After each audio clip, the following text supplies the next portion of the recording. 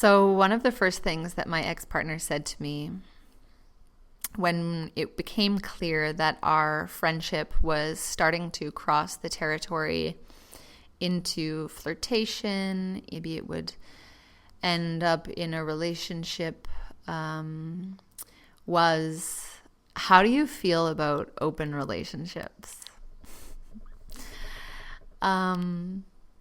And I remember getting that text like it was literally yesterday. This is Alaska Wolf, and you're listening to the Heartbreak Alchemy Podcast. I am so excited to be here with you guys to begin this podcast, to begin this journey. It's something that I've actually been thinking about creating for a very long time. Really since I started my business and started working with women around heartbreak, I always had a vision of creating a podcast because really it was one of the most influential things that happened in my life when I was moving through this really big breakup. I just devoured podcasts. Like there was something about that situation where I just felt so alone and I felt so stuck in myself, in my thoughts, in my beliefs, in the things that I did, in the thing that I wanted, which was my ex-partner back at the time. I felt really stuck in my life. My life had really drawn to a halt at that moment because it was also the middle of COVID, and it was just a really quiet time in my life. And that silence was a little deafening at times, which I'm sure you can relate to. But somewhere that I went to find comfort, inspiration, recognition, resonance was podcasts. And I really found it there. Like I found myself listening to people who had been through things like I had been through, or were creating life or lives like what I wanted to create. And it was something that was so beautiful at the time because I just needed that vision, like that view out of my own world, my own blinkers.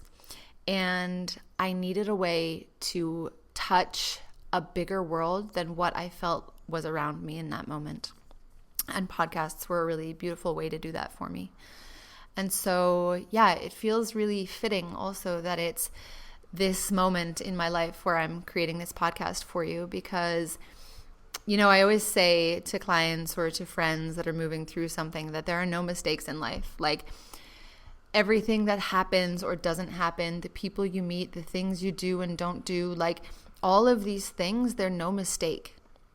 And so I'm in a moment of my life right now where I'm in actually a bit of a destruction. Which might not sound like the ideal time to start a podcast. I'm having a moment in my life where things that felt like they were secure and settled in my life, in my home, in where I am in the world right now, they're just shifting underneath me, right? And it can be unsettling when that starts to happen. It feels very much like it felt in my breakup, in my heartbreak, because it feels like the world is kind of trembling underneath you, and there's this lack of security and this lack of stability, and there's this unknown element where you're like, I actually don't know what the world is going to serve me up next, and I don't know where I'm going to go, and I don't know who I'm going to be, and like everything is shifting, and it feels so scary. And also something that I have really recognized and lived through time after time after time over the last few years is that when things feel like a destruction, this is actually a moment of incredible expansion. Even though it might not feel like it, even though you might be feeling like, oh my God, the world is shifting underneath me and I'm like, my world is falling apart. I don't know where I'm going to go and who I'm going to be. And like, what is the world going to look like in 2 weeks, in 3 months, in 6 months? Like, where am I going to be? Who am I going to be? What will I be doing? And it's one of those moments for me. And I actually have had so much energy through this destruction because of who I have to be in order to move through it. because in this moment in my life, I have to level up. I have to become a bigger version of myself. I have to become a more secure version of myself. I have to regulate my nervous system more. I have to come back to myself over and over and over and remind myself of what I love about my life and what I'm doing here and what my purpose is and what my values are and why those things are important to me. And this destruction that I'm moving through really feels like a beautiful moment of reckoning, almost like a little bit of a test, like a test from the universe. And the universe is kind of asking me like, okay, you say this is who you are. You say these are your values. You say this is your standard in life. And like, so now we're going to put it to the test. Do you just say these things or do you mean them?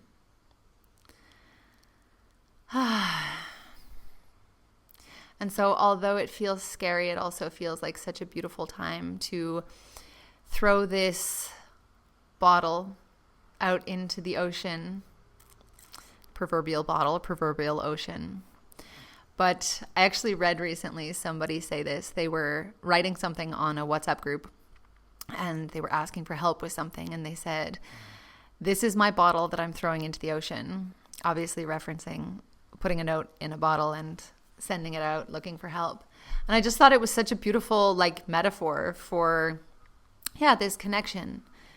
Because ultimately what podcasts are about connection. It's about being able to relate to other people, to feel another human, to have resonance in your experiences, and to help each other, to share what you're going through, to share what's worked for you, what hasn't worked for you, to share the vision so that your vision can actually inspire others.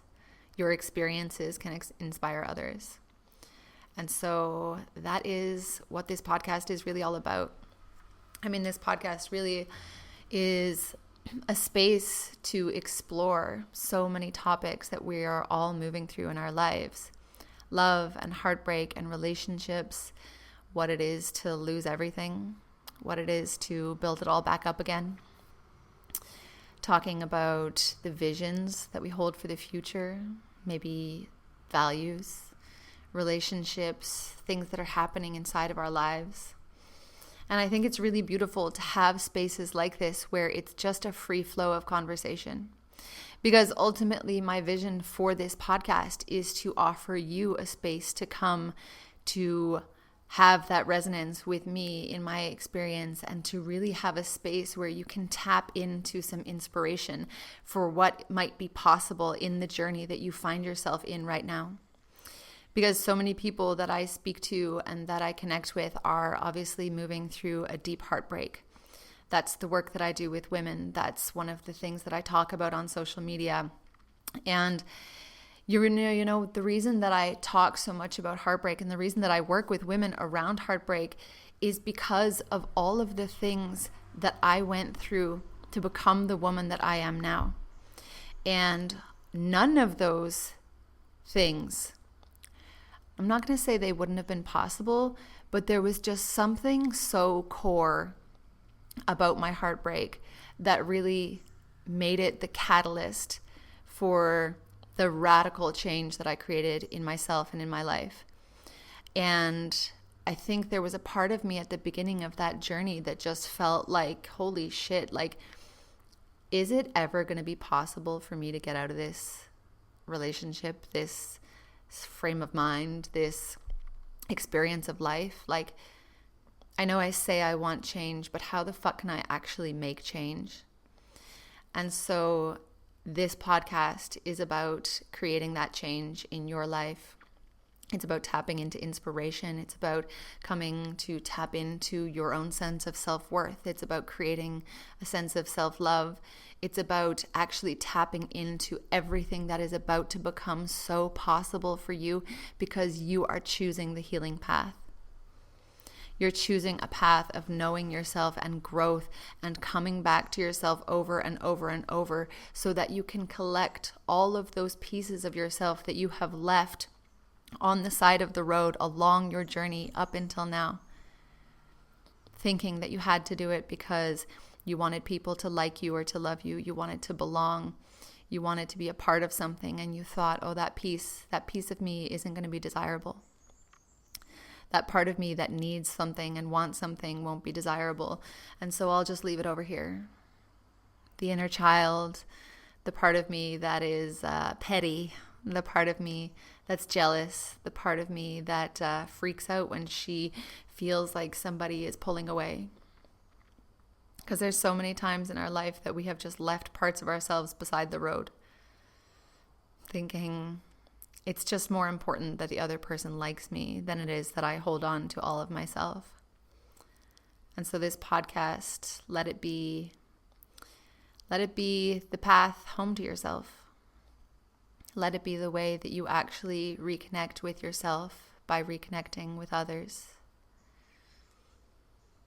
Let it be a reflection of everything that's possible for you and, where your life can go. Because the thing is, so often in our life, we're just convinced that what we have is just all we're going to be able to get in our life. But the wildest thing is, your life can change on a dime. On a dime. Because you never really know what's about to happen in your life. For good or for bad. For better or for worse. And one of the things that I always say is like, it's so incredible how one chance moment, one chance movement, one chance meeting can just really shift your life forever. And you never know when those moments are going to come. And they can be the best moments of your life. They can be the worst moments of your life. And that's something that we need to tap into collectively, I think, because so often we have this idea that life is just this forever journey that we get to go on, like we all get 100 good years. And it's not actually true, you know. You actually don't know how long you get on this earth. And so, not that there needs to be urgency in your life, but a little bit like, you know, when you go on holidays and you know you have 1 week, 2 weeks, 2 months in a location. And because you know that time frame exists, there is this part of you that's just like, oh, I'm going to do everything here. Like, I'm really going to squeeze everything I can out of life. Like, I'm going to meet all the people and go to all the events and like take chances and fall in love. And like, I'm going to have a romance. I'm going to flirt with somebody. I'm going to just be this version of myself that's like a little bit more free than I am in my normal life. And I think there's something special about having that knowledge in the back of your brain that you are leaving soon. And it's a recognition that we can lose sight of and lose connection with when we are moving through our normal lives, because we think we've got all the time in the world. And I think something that heartbreak can teach you is that you don't have all the time in the world. With someone, in a certain relationship, even in a certain place, in a home.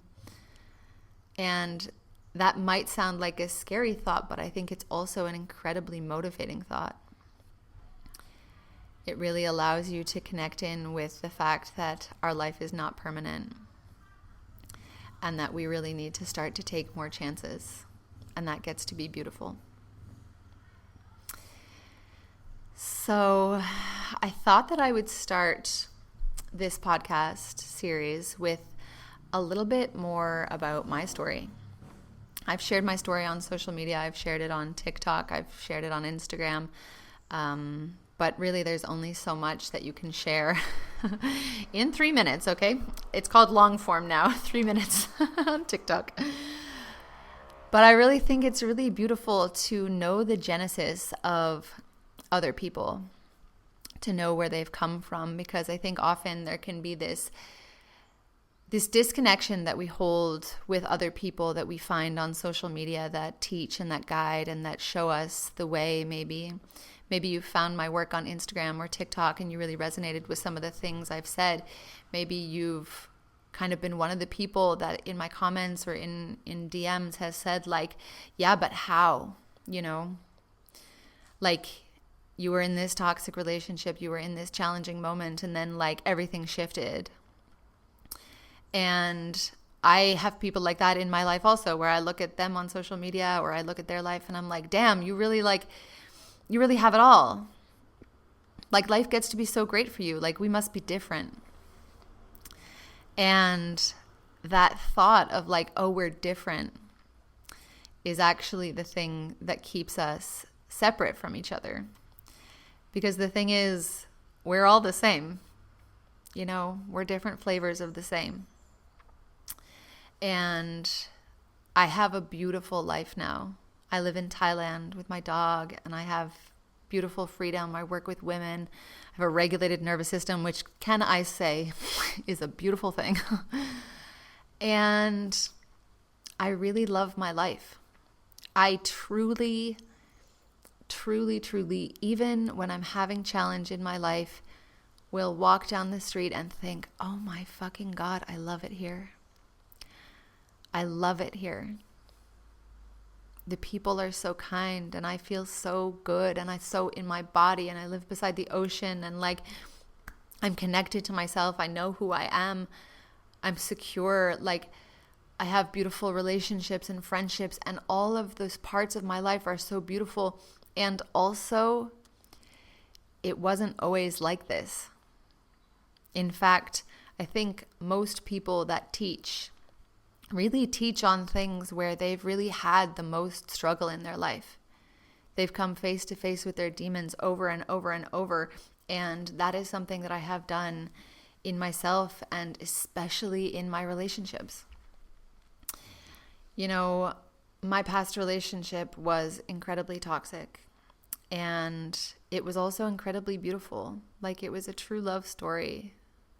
And it was a true nightmare. And I really learned so much about myself by going through that relationship, by it being as bad as it was. It really brought me face to face with myself. Because ultimately, when you're choosing something that is so incredibly painful, day after day, month after month, year after year, no matter what's happening inside of that relationship, when you get out of that relationship, it forces you to look at yourself and to ask questions. To ask questions like, what the hell is going on in my own relationship to me that I was choosing that? I'm going to take a deep breath. That feels like a big question. I really encourage you guys to take a deep breath with me.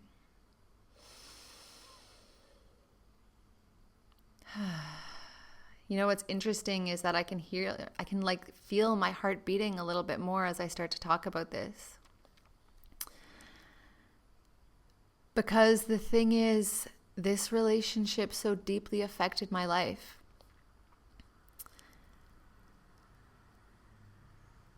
And there's a part of that that actually feels sad, you know? I kind of look back now and it's almost as if I'm looking at a different version of myself, a younger version of myself. And when I say that, I mean like, yes, a few years ago, but also like the version of myself that I was in that relationship felt so much younger. You know, she really felt like that relationship brought out the child in me. The child that wanted so desperately to have her needs met, who wanted to be loved, who wanted to be chosen, who didn't feel good enough, who didn't feel worthy, who didn't feel like she could offer anything just in who she was. She thought she had to offer everything in what she did for the other. And that meant giving up some very core pieces of myself.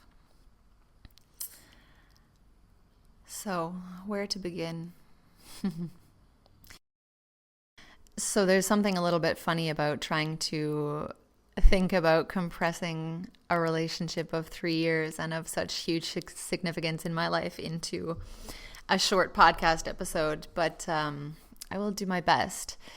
I really share this story with you so that you get a little bit of a better idea of who I am and where I came from and who I was a few years ago. So that you have an understanding of like what that journey of transformation actually was in reality. Where to begin? So one of the first things that my ex-partner said to me when it became clear that our friendship was starting to cross the territory into flirtation, into maybe something that would be a little bit closer, maybe it would end up in a relationship, was, how do you feel about open relationships? And I remember getting that text like it was literally yesterday, because I was walking home in Berlin from a lunch that we had just cooked at his office for everybody. For about 10 people, we had cooked a beautiful big Thai lunch, tofu curry. And it was very cute and very fun, and it felt like this very coupley thing to do, and it really felt like we were working together and creating something and had like this shared vision and values and like could create something together in the world. And it was just a lunch, but like, wow, I really was extrapolating so much. I was like, wow, this is going to be so beautiful. And I remember walking home feeling so amazing, just like filled up with that lightness that you feel when you're, you know, in the early stages of seeing somebody that you're interested in, and just like that energy is just so potent, you know. And I was really feeling that flowing through my body. And then I got that text and I opened it up and it said, how do you feel about open relationships? And it was like my entire heart just dropped down into my feet. Because I knew in that moment that my actual true answer to that question was, it's not anything I'd ever want. Like, it's not for me. The love that I envisage for myself, the love that I give in relationship, the way that I love, the way that I want to be loved, is this very all-in energy where it's so much you and me. We are in it together. We are making things together. We are working together. We are living together. We are creating things together. We are doing good in the world together. We're traveling together. Like, I want it all. And I want it in such a profound and beautiful way that for me, an open relationship would just not even be something that I would choose for myself of my own volition, really ever. And I don't know what I said back to him, but it certainly wasn't, that's not for me. And it's interesting to think about this moment with a broader view, because, you know, not only was I not answering my truth in that moment, I was also really starting to let go of what I needed in a relationship to feel safe, to feel loved, to feel chosen. And it's so small, right? Like, he's asking a question, how do I feel about open relationships? But obviously, like, the inference from that question is because that's what I want. That's the way that I want to relate inside of relationships. Like, I want openness and other people and having sex with other people and all of these things. And, you know, it was a very seminal moment in my life, because I think a few weeks or a couple months after he asked me that question, we actually got into a relationship. We became boyfriend and girlfriend, even with this question of open relationship hanging in the air. And my knowledge, my acceptance that I saw this red flag, I knew of this red flag. I literally remember being at a bus station with a friend of mine and her being like, so, but he wants an open relationship, so what are you going to do? And I was like, you know what? I'm just going to see where things go. And I knew in that moment that I was signing up for something big, I guess. I didn't really know what that relationship was going to bring. I think in many ways I thought like, I can change him, I can fix him, I can love him enough so that he doesn't want this. I can make this different than what it is. Like I will prove myself so much that he won't want this. And that actually, looking back, is really the theme of our relationship. I felt like throughout that relationship, I was trying to prove myself over and over and over in every single way. Like I wanted to be the most beautiful, the most available, the most sexual, the most up for it, the most fun, the most intelligent. Like I just wanted to be the most everything. And it wasn't in a way that I wanted to be like, I'm going to share my gifts. It was like, no, I need to be the best of everything, because if I'm not, I'm in danger. Like this open relationship question really just put me on edge. I felt so unsafe. I felt in competition with every single woman that I met. And it really messed up my friendships. I didn't have that many friends at the time anyway. But every new woman that I met that was like incredible and beautiful and doing cool things and like, every time I met a woman that was like, I was like, oh my God, I would love to be friends with her. I was like, danger, danger, danger. What if you bring her around your partner and he likes her? And yeah, so there was all this built-in unsafety in our relationship in a way that really sent me just like into overdrive. Like my nervous system was completely on high alert at all moments of the day and night. I was just like constantly feeling anxiety and stress, and like, some of the manifestations of that were that I would cut down. I basically would always be available to hang out or to do something or to go somewhere by simply just not having any other plans. I really shrank my own life down to very little, so that I was working during the day and he was working during the day. But other than that, I really didn't make concrete plans with other people because I just didn't really want to not be available to him. And I wanted to hang out with him all the time. And that was partially because I love hanging out with my partner. It's a little bit of the way that I love. But it also was because I didn't really feel safe to not be with him. And so this was something that persisted throughout our relationship. And it actually was a question that was off the table for a little bit of time. We kind of decided as we started to hang out and date that we would be exclusive and that we would, shelve that question for some time, because I was saying, I really want to create a relationship where we have safety and security. And he agreed to that. And I think really what I meant was, I don't want that. And so let's find a way to not have that right now. And for him, he agreed to it thinking maybe I was telling the truth, that maybe at some point when our relationship was more secure, it was something that we could look into and create. And I think that was also like, looking back, it was like really starting to create a relationship on, lies, ultimately, to be blunt. I was lying to him about what I wanted and what I would ever be up for.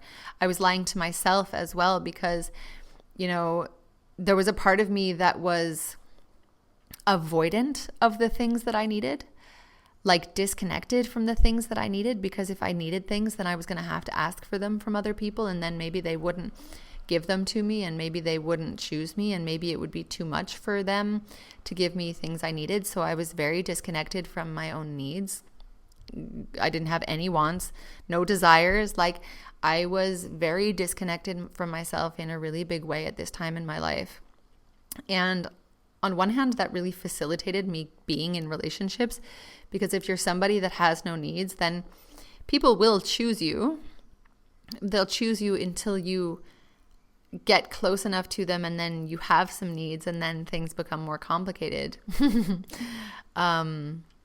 So it's kind of one of those things where one of our coping strategies of like having no needs or being disconnected from ourselves actually ends up biting us a bit in the ass. But it felt like something that helped me at the time. And so I was very disconnected from myself, and I was very disconnected from my body. Like, I just really was not, if I felt anxious, I was pushing it down. If I felt struggle, I would push it down. I would just push through. I was very much in my masculine frame, out in the world, getting shit done, hustling and making my DJ career happen and making my interior design career happen, and just like really, really out there in the world, hustling. And one of the things that was true for me was that in order to do that, I really needed to be outside of my body. I needed to just live in my head, and I needed to just like be in the world, working the way the world told me that I should work. And that meant turning off my emotions. It meant turning off my sensations. It meant turning off my connection to my body. But the cost of that was really high because, I was in this relationship where it felt like sex was such a threat. And so we would have sex as partners, but I didn't feel anything.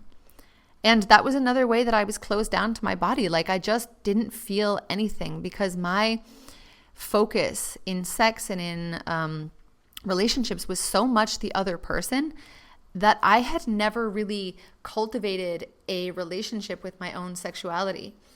And so when I would have sex with partners, it would be very performative. Like I would be performing my orgasm. I would be performing what I thought they wanted. Like I was just like, I was not authentic. I was really not myself because I didn't know who I was and I didn't feel anything. And so I had to cover that up with another layer. And that other layer was like this performative, sexy, sexual girl that is always down for, being explorative and having fun. And like, and there was something in that world for me. Like, don't get me wrong, because it's really interesting that like, in that relationship, we went to a lot of sex positive events and places where sexuality and sensuality were celebrated, and we would take part in workshops around, the 5 senses realities or conscious kink or shibari and all of these things. And it's really interesting to me that like in those worlds with my ex-partner, I felt so much unsafety. But when I got out of that relationship, that's actually the world that I started working in. You know what I mean?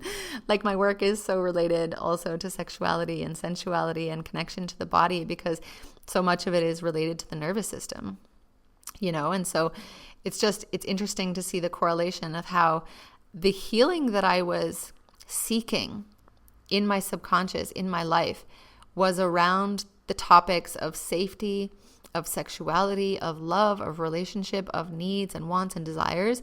And like all of those elements were present in the partner that I chose and the partnership I chose. And, my subconscious just got it wrong, or it got it right, but it didn't like the relationship didn't achieve what it wanted to, but it set me in the right direction of finding the healing that I was looking for. So it's just interesting to look that back. Yeah. So we were in a relationship for 3 years, and this was a very constant question in our relationship, to the point that, about 2 years into our relationship, my mom died. And it was completely out of the blue. She was not sick. There was nothing, like she just literally went to bed one night and she didn't wake up.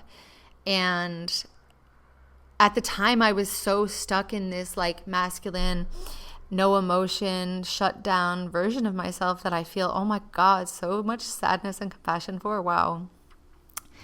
I was so in that version of myself that when my mom died, I was in Copenhagen with my ex-partner, and we got the news, and it was obviously devastating. Worst phone call of my life with my dad. Let me just take a breath.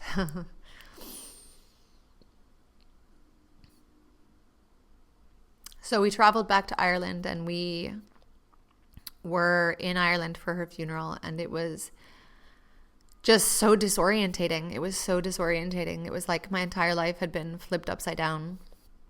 And, it was also in this really incredible, it sounds wrong to say that, but like in my music career at that moment in life, I was actually booked for quite a few big gigs back in Berlin at festivals and stuff.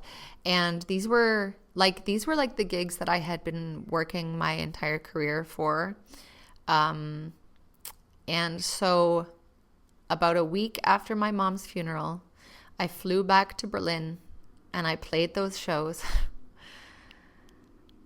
And I smiled and I danced and pretended everything was okay. And then a few days after that, my ex-partner and I flew to Thailand because we already had this trip booked and I didn't really know what else to do. And so then I found myself over in Thailand with just my ex-partner. My mom had just died. My life was in shatters. And about 3 weeks into that trip, maybe a month into that trip, he brought up the question of open relationship again. And I just knew in that moment that like this relationship was on a downward spiral, Like I knew that the man that was truly for me would never have done that. Like even to this day, it feels so inappropriate. Like, yeah. And this trip was a little bit seminal in our relationship as well, because it really was the time in the relationship where things actually started to really take a little bit of an ugly turn. I think his frustration was getting to a point where he was like, you're saying one thing and you just never really want to talk about this open relationship. Like I really never wanted to talk about it because I knew I didn't want it and I knew I was avoiding it. And I also knew that I was avoiding saying all of the things that I wanted and needed. And like, so that pressure was also building up for me, right? And it was during this trip where it was like around this time where our relationship actually started to become abusive. I'm not going to go into great details because it's not necessarily, it is my story to share, but I'm out of respect. I'm going to just keep the details to a minimum. But yeah, the relationship started getting physical. And I felt really unsafe, and I was unsafe, I was unsafe.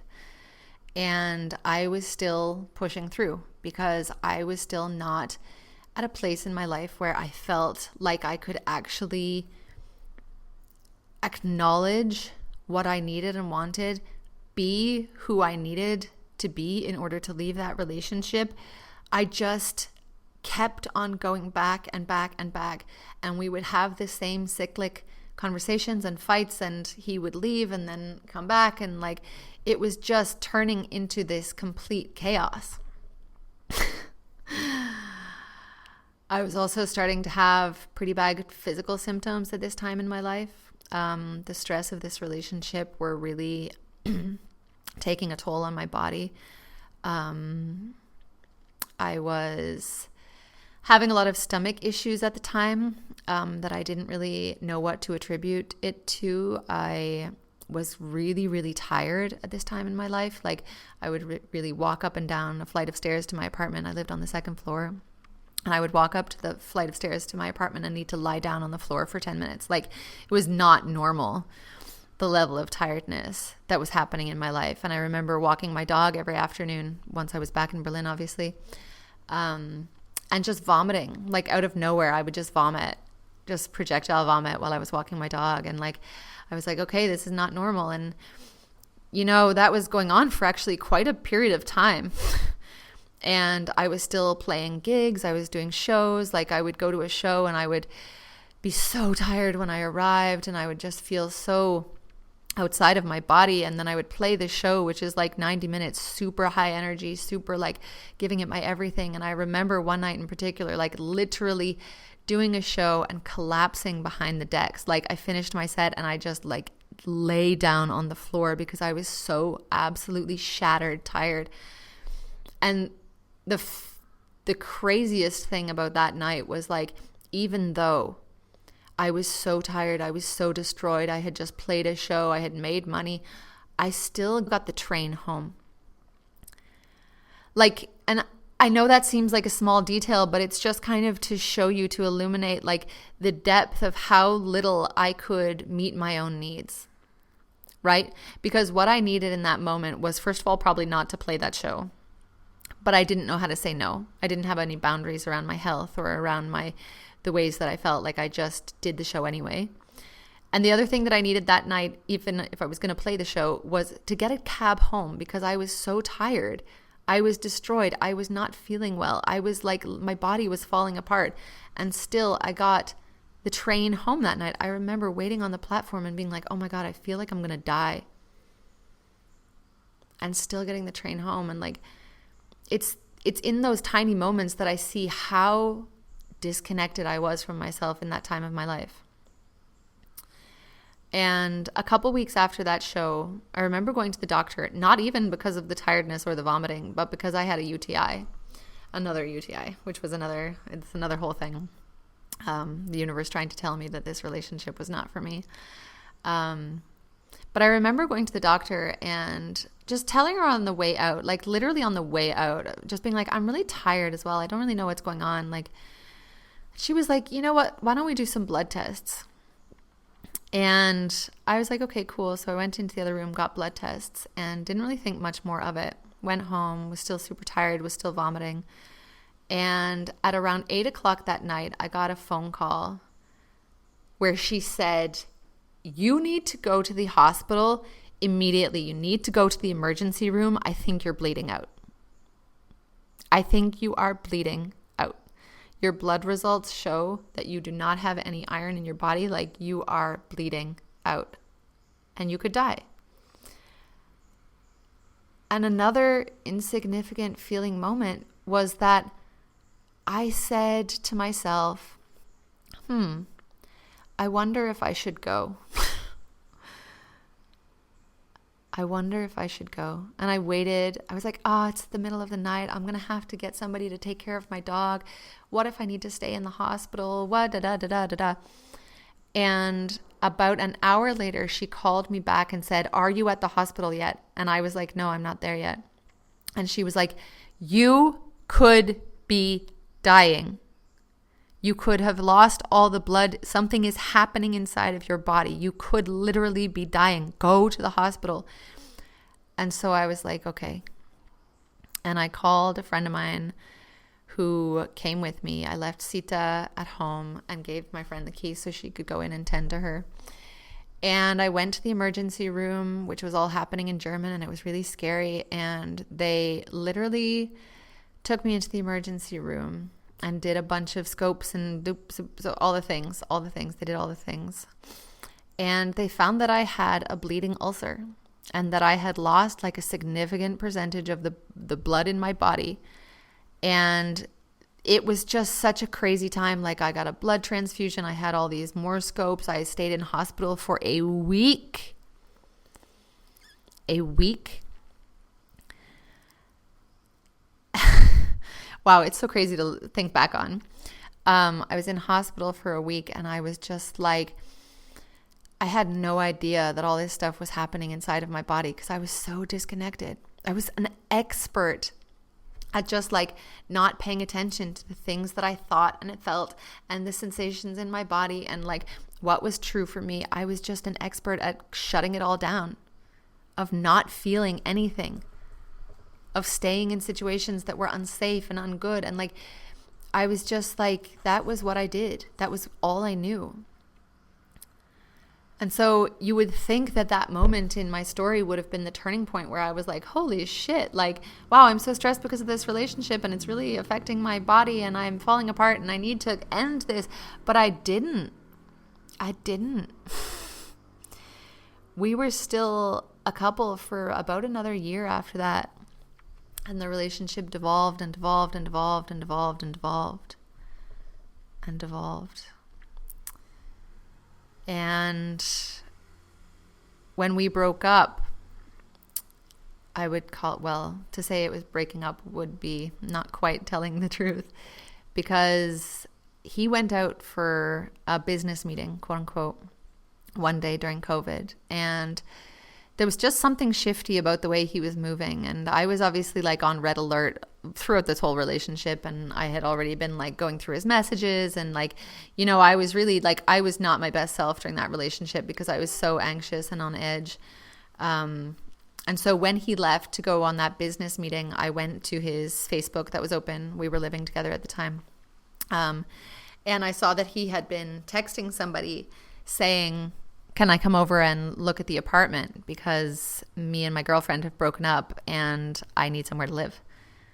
And that was how I found out that he was breaking up with me for the millionth time. But like, it felt like this time was really going to stick, you know? And so he came back that day and I confronted him and he said he was moving out and it was over and that was it. And I was shook. Like, this had happened many times, but we had always found our way back, for better or for worse. And yeah, it was a really crazy time. I just like, I knew that it was going to go through this time. Like, I knew that this was for real this time. And so I left my apartment, and he stayed there. And I went to a friend's house for a couple days and then to another friend's house for another few days. And, yeah, it was just like, it was devastating. It was devastating because I had spent, you know, I really felt hard done by because I was like, I spent so much time trying to be whatever you wanted. Like, you don't even understand how much I did to be whatever you wanted from me. And still it wasn't enough and you're going to leave me. And he did. And the last day that we lived together, or the last day that we were together, we had an enormous fight and the police were called and it was a whole drama. And basically when the police came, they were like, what is happening? And they basically made it so that I had to leave my own apartment so that he could clear up all his stuff and move out. And so, you know, he left the apartment for the night as he was directed to by the police. And he came back in the morning and I was already gone. And he cleared all his stuff from my apartment. And he moved out. And I remember sitting alone in a park that day where I just was sitting there alone. I didn't know what to do. I didn't know who to call. Like, you know, I had a few friends, but not very many. And I really wasn't somebody that would ask for help very easily. And so I remember being in the park for a few hours by myself and then getting cold and going over to my neighbor's house, my neighbor and friend, for a cup of tea and staying there until it got to the time where I was allowed to go back. And I went back alone. You know, I didn't even feel comfortable to ask for help going back to my apartment after my partner had moved out, my partner of 3 years. And I remember walking into my apartment and it was just like, it was literally as if I had been burgled, you know, like the whole apartment was tossed.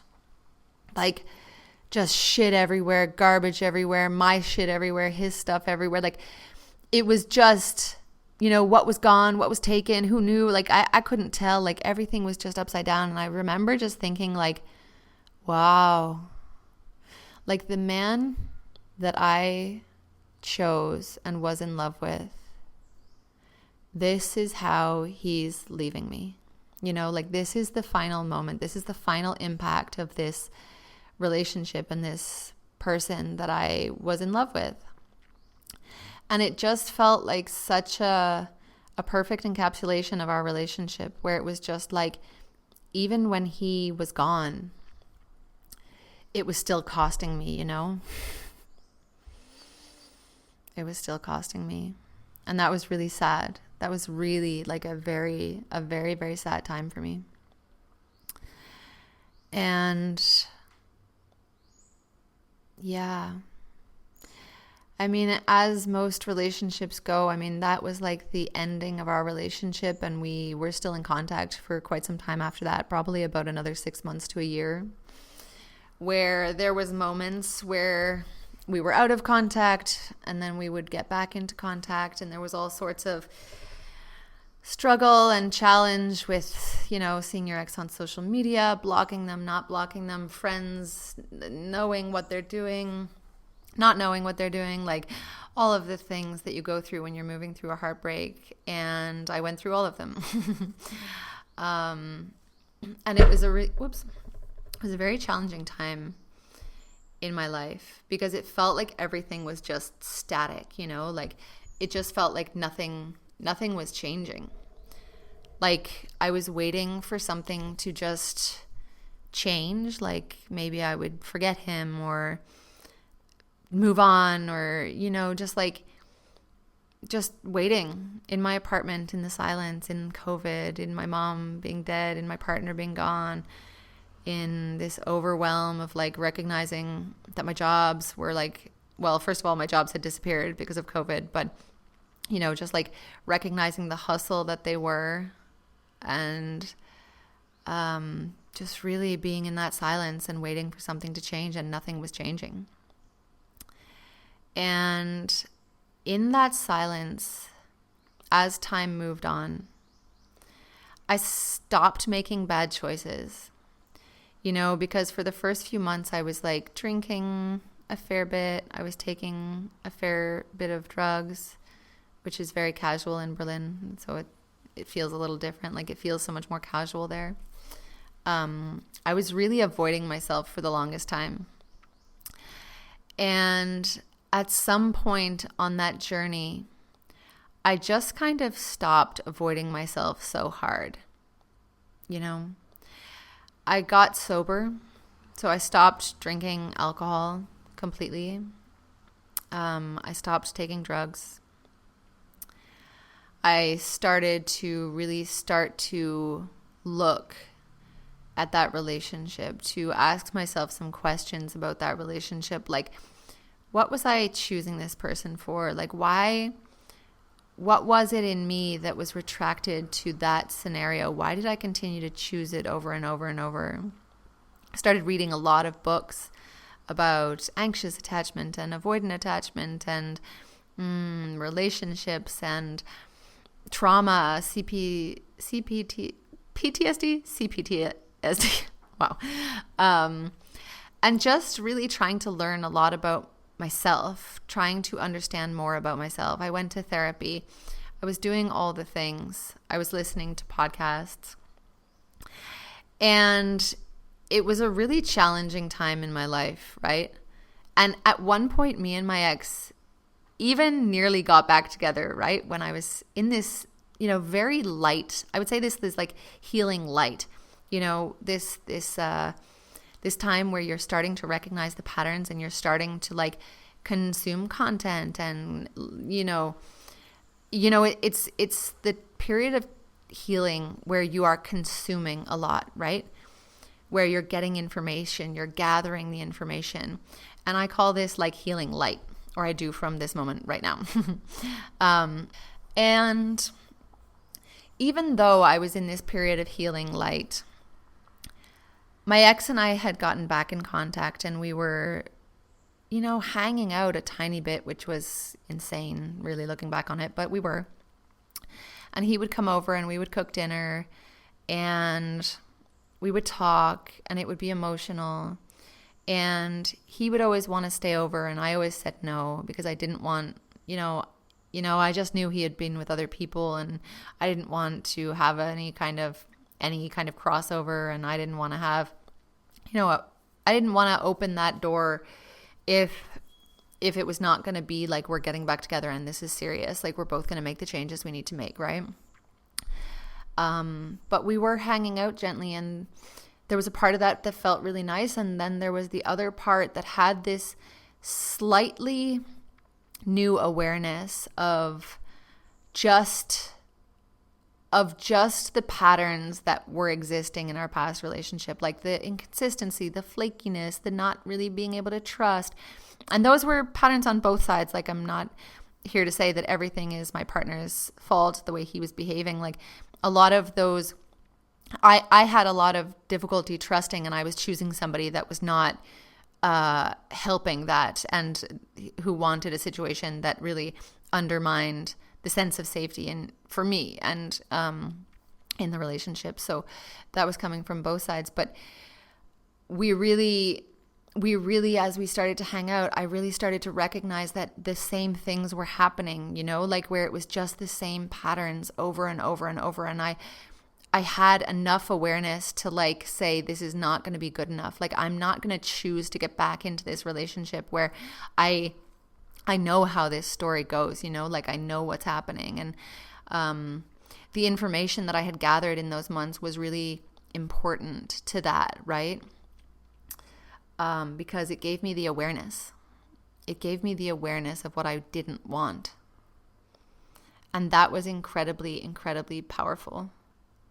And there was just something about that period of time where I started to recognize that if I did not make real, true, action-focused, me changing, me healing, me becoming somebody else, a different version of myself, like, I could just see that the path, that the loop I was in my life, that the cycle I was in, the people I was choosing, the relationships I was choosing, it was all going to lead me back to the same place over and over and over. Like, in 2 years' time, in 5 years' time, in 10 years' time, I would ultimately be choosing the same relationship because I had not made any action change in my life. And so I was listening to a lot of podcasts about love and sex and relationship and healing and personal growth and like all of the things that could be possible in my life if I actually dedicated myself to making change in my life, like real change, like real healing, like really showing up for myself and not just asking the questions, but doing the work on the other side of getting those answers, of facing the things that I really never wanted to face. Like, waking up after that relationship, I really had to face some home truths, which is that I really did not feel worthy of the love that I wanted. I did not feel safe in my relationships. I was struggling with a lot of shame and trauma and conditioning, and like, I was a version of myself that I felt like I needed to be. I was a people pleaser. Like, I didn't know what I wanted or needed. I didn't know my boundaries. I didn't know how to speak my truth. I didn't know how to stand up for myself. And all of these things were really potent inside of my relationships, because inside of my like work life, in many ways, these things showed up, but they didn't show up as powerfully as they showed up in my relationships. Like, my relationships were this place where an otherwise powerful version of myself really collapsed. And I think that's why it also felt so confusing, because I thought I was like this badass bitch. Like, I thought I was that girl, I'm out here in the world. I'm a DJ. I'm an interior designer. I can do whatever I want. I'm living an unconventional life. I live in Berlin. Like, I thought I was at my finished product. I thought I had figured it out, But in my relationship, I was just in this space of collapse where I was like, I didn't know that I didn't love myself. I didn't know that I didn't feel worthy. I didn't know that, the people pleasing was because I didn't want to ask for anything because I was afraid of not being chosen. But the truth was that all of those things, all of those ways of being, they don't just show up inside of your relationship. They show up there probably with the most veracity, but they show up everywhere in your life. And it's really insidious, because you'll be getting the things that you want maybe in your life, but never at the size that you want them at, right? So you'll be like successful in your career, but you'll never be paid as much as you want. Or you'll be following your dreams and ambitions, but capping them because you have a vision that you're only capable of doing X, Y, and Z, and not like this amazing thing that's like 10 times bigger than you ever imagined. The patterns that were showing up in my life were showing me that I truly did not value myself or set standards for my life and for my relationships of where I could have, Like, I lost I had lost touch in my life and in myself with possibility and vision and the hugeness of the life I could be living, that I could make different choices. I had lost touch with my intuition. I had lost touch with my power. I had lost touch with so much of me. And it was finally like this relationship and this breakup and this heartbreak that truly led me back to the version of myself, not immediately to the version of myself, to doing the healing work that allowed me to reconnect with the version of myself that I knew I was meant to be in this world. And that was such an incredible transformation in my life. It was a complete reinvention. It was me really taking, a concerted amount of time in my life, about 2 years, to just focus on my own healing, my own evolution, to focus in all of the things that I was struggling with in my life, and actually finding ways back to me, to actually find my wholeness, to find my power, to speak my truth, to love my body, oh my God, to heal my nervous system, to connect with my sensuality and sexuality, and actually feel like what it is to be in this body, in this beautiful life that we live. Because that's the space where you make change from, it took me doing the healing work to get to be that version of myself that allowed me to then decide that I don't want to be a DJ anymore. That allowed me to leave Berlin, to choose to leave Berlin and spend a year living in Ireland, where I was focusing on retraining, because I decided that I was going to move forward in my life, because I wanted so deeply to work around these topics of healing and coming back to yourself and somatic therapy and really getting back into the body. Because as I was going through this healing work personally, it changed my life. It transformed everything so radically that I knew just in my deepest heart, in my deepest soul, that this was something that I was called to do. To share this with other women who are choosing relationships like what I had chosen. Women who are struggling to know how to love themselves and feel worthy and take up space and be seen in the world. Women who've lost touch with inspiration and the vision that they actually hold in their life. And it was like this moment of clarity that I had at the beginning of that journey, because I remember getting on a call with a coach, and it was like that entire future flashed in front of my eyes. It was just like I could see it all so clearly, like I could see the life that might be possible for me. And in that moment, when I was saying yes to this coaching opportunity with this woman that was coaching and training, I just knew in that moment that I could never go back to my ex-partner. I just knew in that moment that the version of myself that I was becoming was incompatible with him, that the life that I was creating would not be possible. I could not help women leave toxic relationships and become the best version of themselves if I was choosing a relationship like that. And so in that moment, it's literally like that relationship just became not true anymore. And I let go of my ex-partner in that one instant, and it literally felt so magical and impossible because I had spent more than 3 years, probably about 4 years at this moment, just gripping so desperately to keep this person in my life. But all of a sudden, when I was reconnected with truth, my truth, that relationship became impossible. It became impossible. And so I said yes to this healing, and I started really coming back to my body, coming back to my worth, coming back to what it feels like in my body, doing all of this somatic work, really working with my needs and my emotions and my desires and what I actually want my life to look like. Reconnecting with my sensuality and sexuality as such a powerful motherfucking portal to all of those things. And as I got more and more back into my body, as I returned more and more back to myself, the life that I was living started becoming less and less possible for me. Like Berlin, that I had once found so inspirational to me, was now like, it felt so dirty, and it felt so hard and so mean and so aggressive. And I just was like, I was over it. And I also had reached a point in my life where I was starting to listen to myself. And so I moved to Ireland to live beside the ocean, to retrain, to really focus on my healing. And I'm so grateful that I had that space and that time in that moment when COVID was still in lockdown, and I could take that space and really focus on me.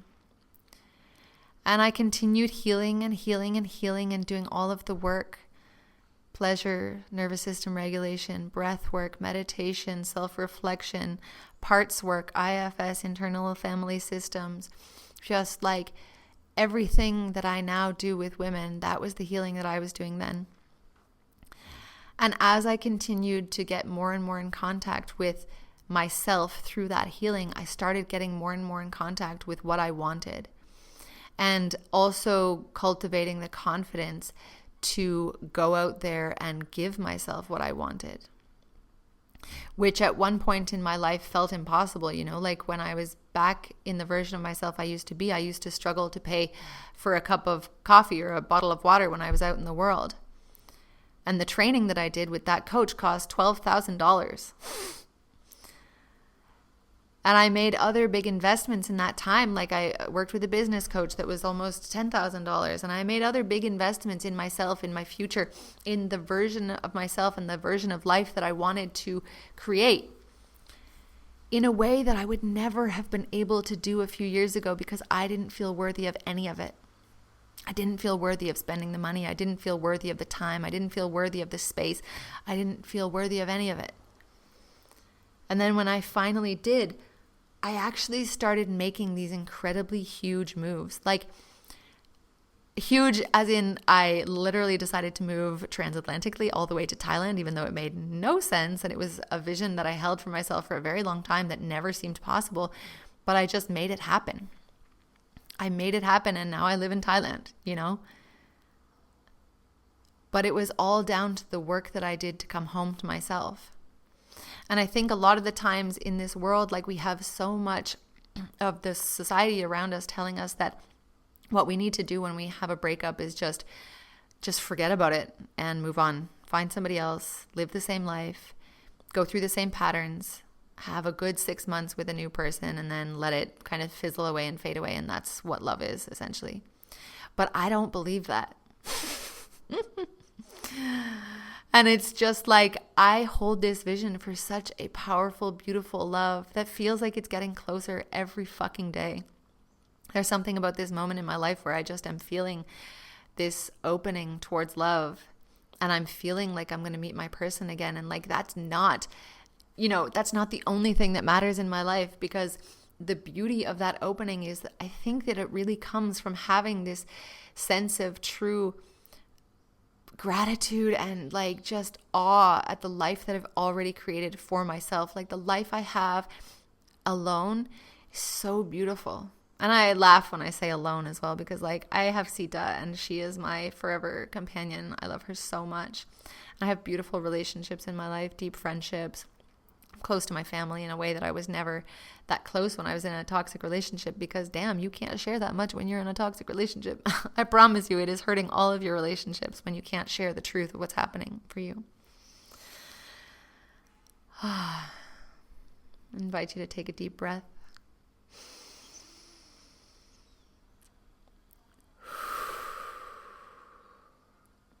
And so I really invite you to look at yourself, to start to look at where you are in your life right now, why you've chosen to press play on this podcast, what it is that you're looking for when you are thinking about your healing and your heartbreak and the love that you want in the future and the life that you want in the future.